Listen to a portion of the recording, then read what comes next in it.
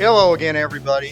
This is Rusty, aka William Robinson, aka Dr. Robinson, and I am the Blues Doctor. Welcome to my podcast, The Blues Doctor Recommends. We are glad you're here today. We're going to do an abbreviated version of the podcast today because the doctor's been out of town for the past few days, but we still want you to hit the thumbs up, the share, like, and subscribe, make comments, all of those things. And here we go. We're going to vary from our usual format this week and just have a single segment, and that's going to be on one particular topic. And that topic is going to be Bigfoot. Yes, Bigfoot. We're going to talk about the phenomena of Bigfoot today.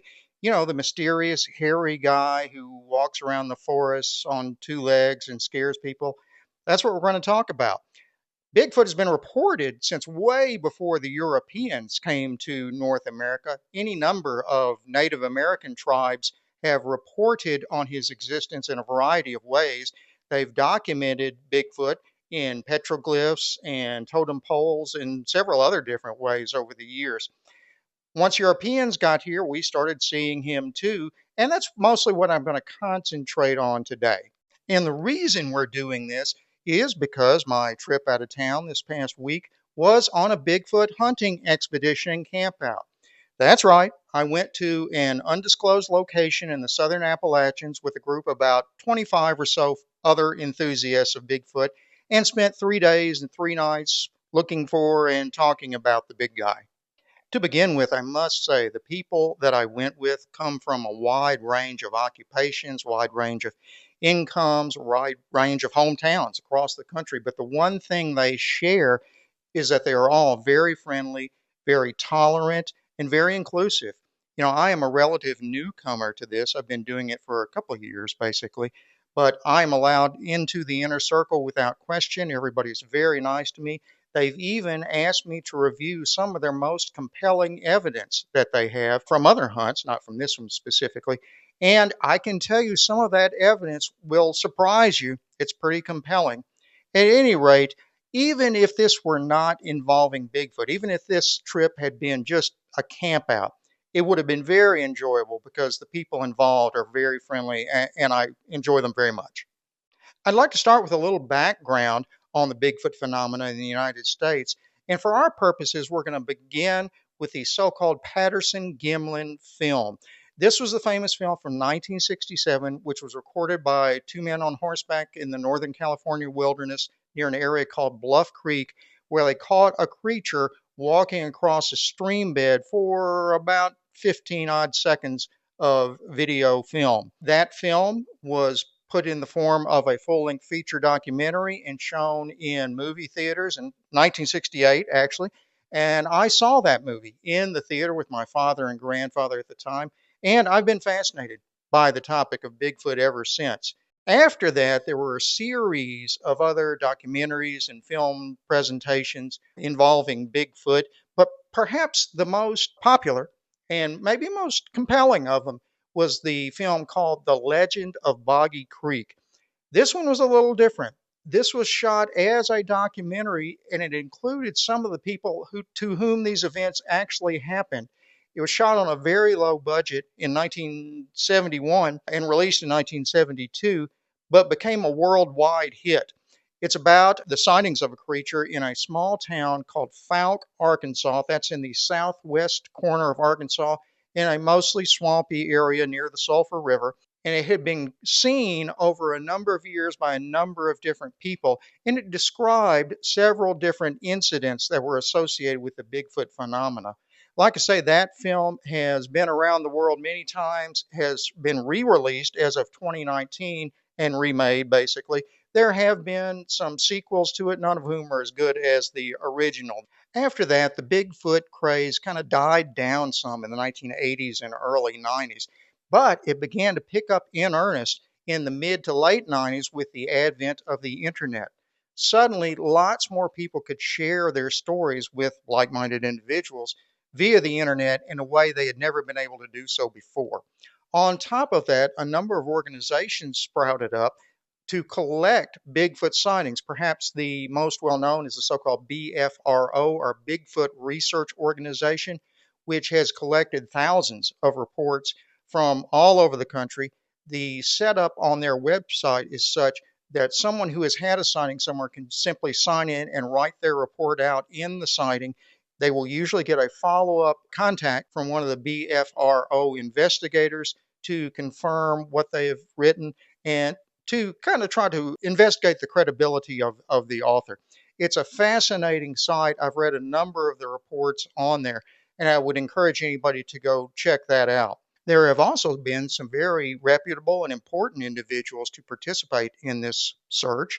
Dr. Grover Krantz, who was at Washington State University for many years, is a professor in anthropology with an emphasis on human evolution, and he did much of the original study of the Patterson-Gimlin film and many of the prints or plaster casts of footprints that have been found in the Pacific Northwest. Also, Dr. Jeff Meldrum, who is currently a professor at Idaho State University in Pocatello, Idaho. Dr. Meldrum is an expert in primate locomotion, that is, walking on 2 feet. He's also a personal friend of mine. I visited him previously in his office. His book, Sasquatch, Legend Meets Science, is perhaps the most researched publication on Bigfoot ever. Beginning then in the 2000s, there have been a number of TV shows, including Finding Bigfoot, Monster Quest, Mountain Monsters, and there have been a varying credibility. But clearly, Dr. Meldrum and Dr. Krantz were at the top of their professions and clearly have a lot to say about this that we should pay attention to. And that brings us to today. So there have been Bigfoot research groups that have sprung up all over the country in the last decade or so, and they include thousands of people who are interested in and willing to spend money on their interest. There's an outdoor Bigfoot hunt of some sort going on almost every single weekend somewhere in the U.S., as well as a Bigfoot conference of some sort almost monthly. In fact, this past weekend was the Alabama Bigfoot Conference. The Pennsylvania Bigfoot Conference was just a few weeks ago, and the New York Conference in upstate New York is coming up within the next few weeks. During Bigfoot hunts, the people involved go to areas in the woods or in the forest that have had reports of previous activity and will typically camp out and spend a few days there as long as they typically can afford to. And they try to look for the big guy using a variety of means. Typically, they will have a fair amount of equipment, including cameras and microphones and infrared devices and thermal equipment, all to aid in the search. They may do things like tree knocks and or call blasting, which is basically just playing recorded sounds of animals in distress or perhaps other Bigfoot cries that have been recorded in other places. Or they may simply make the sounds themselves. Some people have very loud voices and can make sounds that can carry a long way. As I mentioned, some of my friends in the field have gotten some very compelling video, not from this past hunt, but from a previous one that they agreed to share with me. I can't say much about it except that they are working with a major production company now on developing it into a full-length project.